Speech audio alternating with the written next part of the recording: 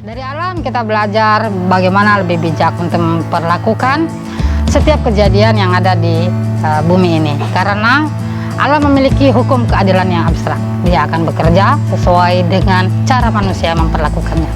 Cintai alam hari ini sampai akhir nanti.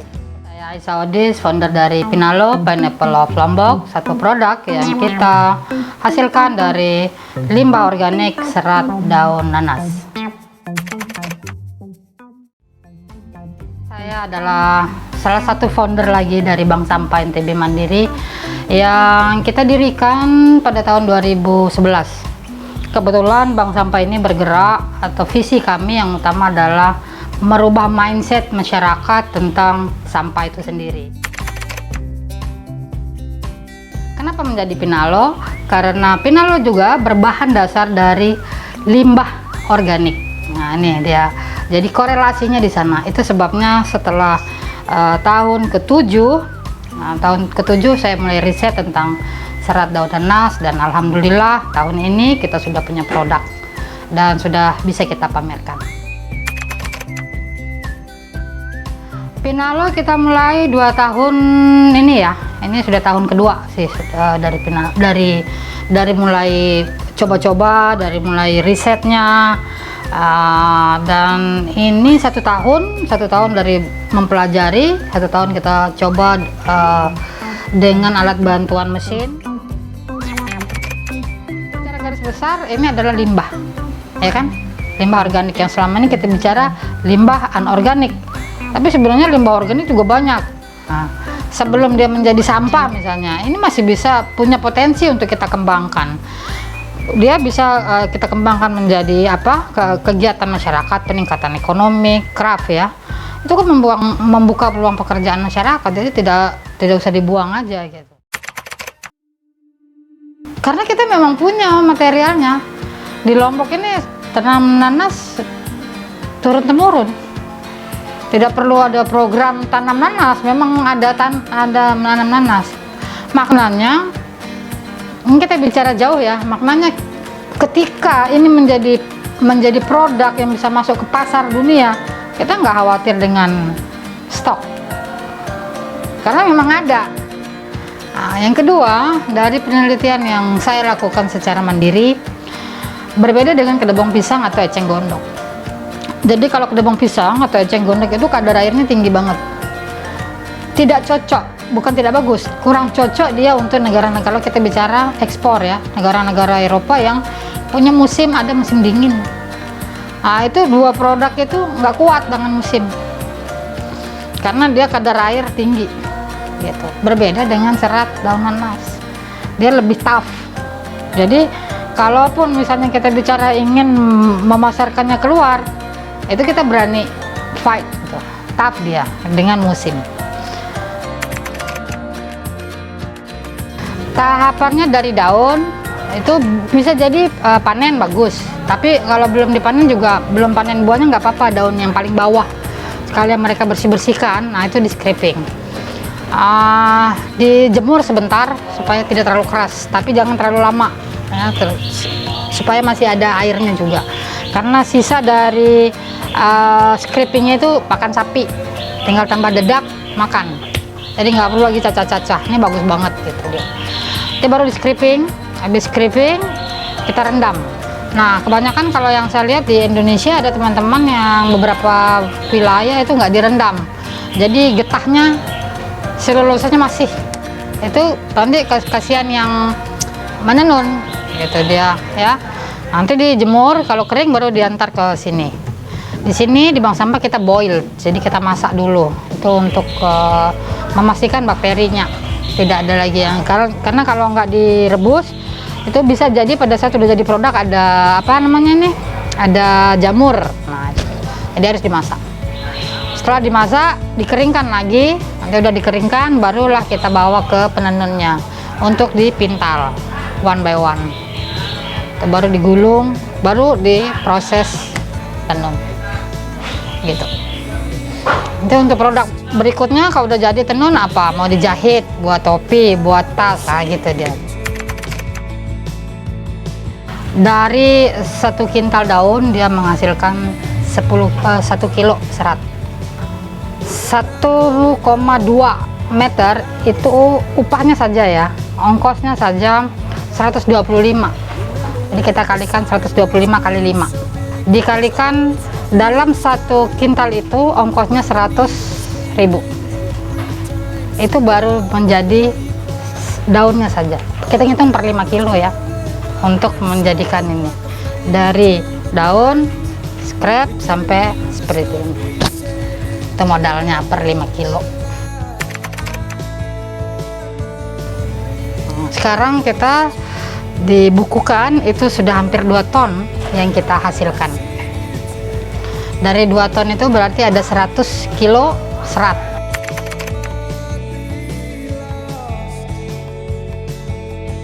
Pinalo punya dua jenis produknya. Satu yang kita kasih nama Nature itu 80% serat nanasnya, 20% masih katun. Tapi kalau yang pure yang soft itu kita kombinasikan dengan yang penenun gumise.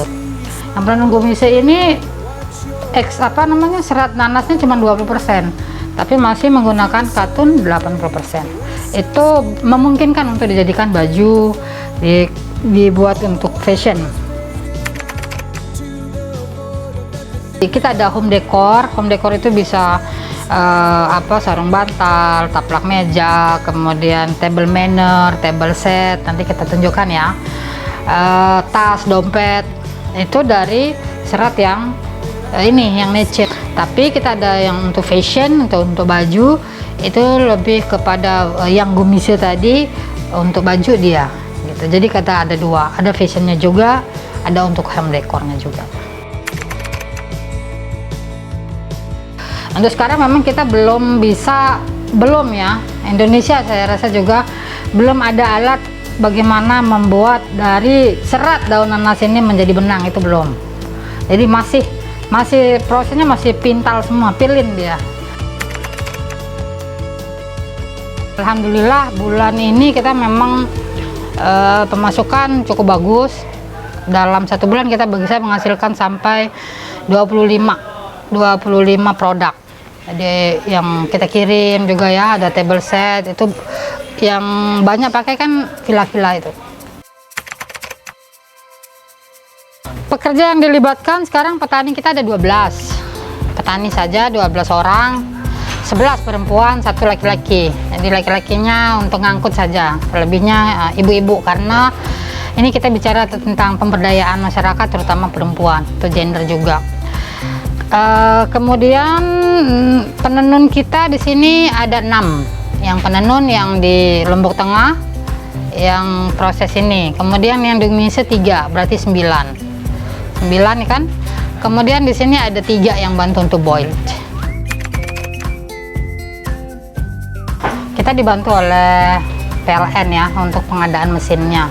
Satu mesin itu 7.500.000 satu mesin. Jadi kita sediakan 10 mesin. Yang pertama kita menggunakan medsos, karena bagi saya medsos ini mudah meriah, bagus sebenarnya gitu kan. Kemudian karena di medsos itu sekaligus sama prosesnya yang saya share, medsos secara pribadi pertama atas nama saya sendiri. Yang kedua ada juga kita melalui IG-nya pinalo.lombok, ada websitenya. Saya memang belum berani memasukkannya dalam online ya, online shop. Kenapa? Satu, kita masih terbatas banget nih. Kalau online shop tuh saya nggak mau orang bilang sold out. Jadi kita masih ready aja dulu, barang yang ada saja dulu yang kita capture. Nah, ini kemarin dari situ aja sudah cukup bagus pemasarannya sebenarnya, dari mulut ke mulut, karena kita juga ingin tahu seberapa jauh dia bisa menjangkau pasarnya ini. Omset yang dihasilkan belum banyak, tapi alhamdulillah ya bisa sampai 75. Ya cukup lah untuk saya, alhamdulillah. Walaupun masih jauh dari omset bank sampah, tapi setidak-tidaknya satu yang paling penting sebenarnya, satu kita bisa menyerap sampah organik tadi. Yang kedua, pada akhirnya sampah yang tadi dibuang, disia-siakan bisa menjadi peluang usaha, bisa menjadi kegiatan untuk adik-adik.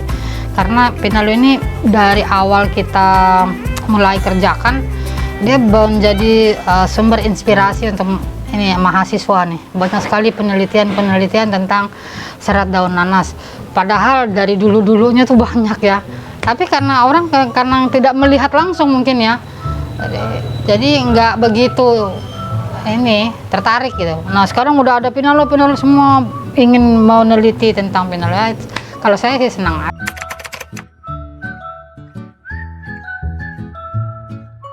Bisa, tapi yang namanya nature, produk eco itu dia pasti yang kalau nggak rusak kita harus curiga kenapa nggak bisa rusak kan gitu ya. Jadi itu biasa ya, dia sama seperti kain, kalau sobek ya tinggal kita jahit, kalau kotor ya kita cuci. That's nature.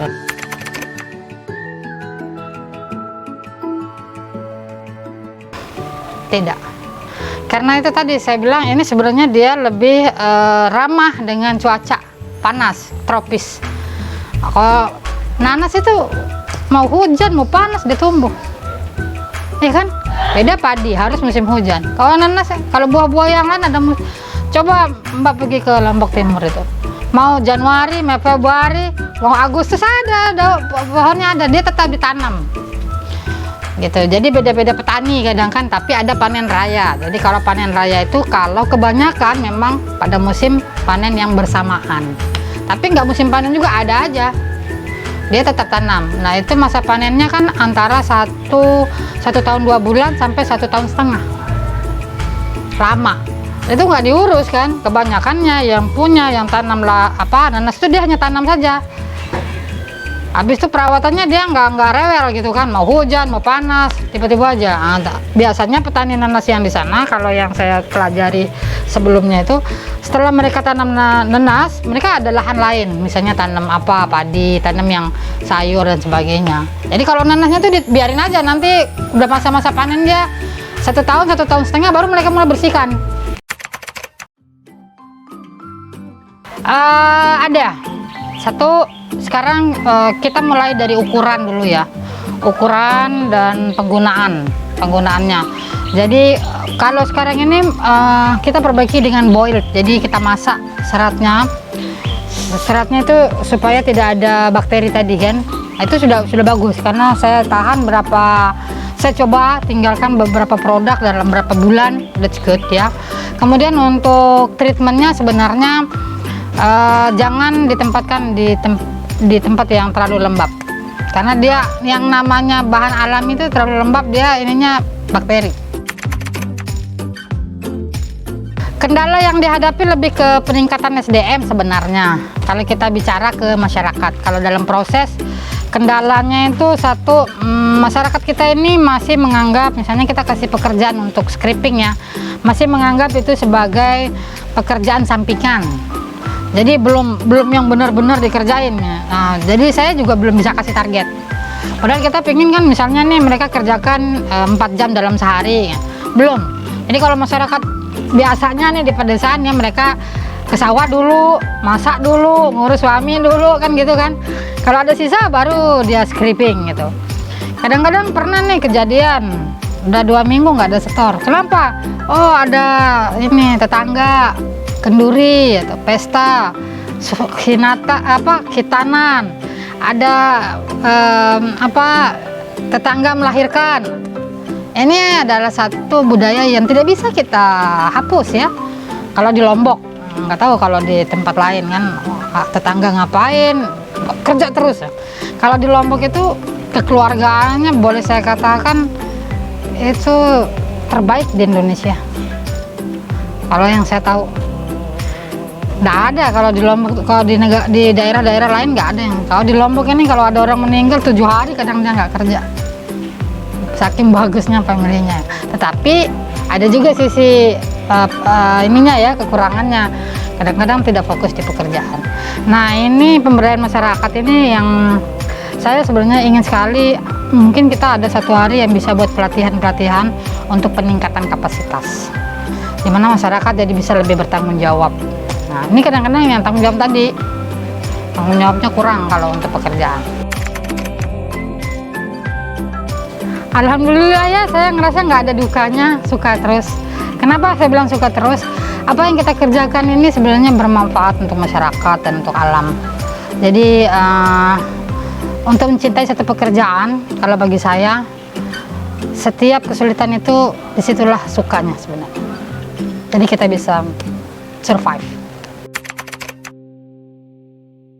Saya sih berharap kalau dijadikan sebagai industri yang lebih besar lagi, kan tentu lebih banyak lagi menyerap masyarakat.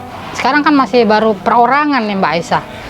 Tetapi sebenarnya ini bisa dikerjakan oleh orang lain, tidak masalah. Tidak masalah. Gitu. Ya kan? Tidak harus Mbak Aisyah yang kerjakan. Karena serat nanas atau pohon nanas jauh lebih banyak, masih banyak lagi. Silakan saja. Di mana itu lebih banyak menyerap tenaga kerja itu lebih bagus. Kalau bisa kita menembus pasar internasional, karena apa, SDM kita banyak sekali, tidak hanya menjadi kain tadi, ada pangsa pasar atau ada prospek yang lebih besar. Kita bisa menjadi penghasil fabric. Itu kan boleh saja kita bermimpi kan. Dan satu lagi eco fiber. Itu pasarnya luar biasa, eco fiber. Sekarang kita apa-apa perlu fiber loh. Itu di dalam motor pakai fiber dia. Kan nggak kelihatan, karena dia menjadi pelapis. Nah, serat daun nanas ini yang saya teliti juga. Dia untuk eco fiber. Itu pangsa pasar yang luar biasa besarnya. Nah, kalau pangsa pasar besar, sudah pasti kesempatan besar. Untuk siapa? Untuk masyarakat NTB. Ya kan, rantai nilainya panjang dari petani, penenun, sampai semua.